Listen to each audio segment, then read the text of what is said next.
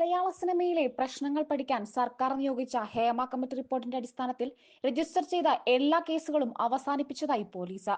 Committee മുൻപാകെ മൊഴി നൽകിയവർക്ക് കേസുമായി മുൻപോട്ടു പോകാൻ താല്പര്യമില്ലാത്ത സാഹചര്യത്തിലാണ് ഈ നടപടി.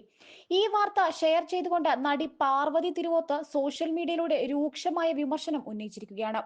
5.5 വർഷമായല്ലോ ഹേമ കമ്മിറ്റി റിപ്പോർട്ട് സമർപ്പിച്ചിട്ട്.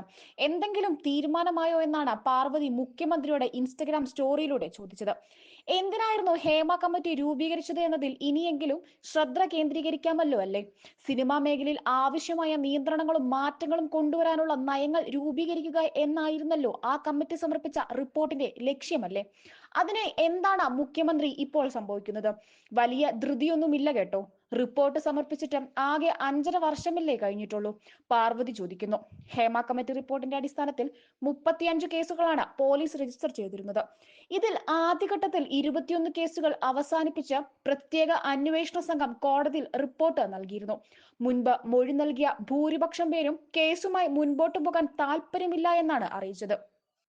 ബാക്കി കേസുകളിലും പരാതിക്കാർ സമാനമായ മറുപടി നൽകിയ സാഹചര്യത്തിലാണ് തുടർ നടപടികൾ പൂർത്തിയാക്കി 14 കേസുകൾ കൂടി പോലീസ് അവസാനിപ്പിക്കുന്നത്.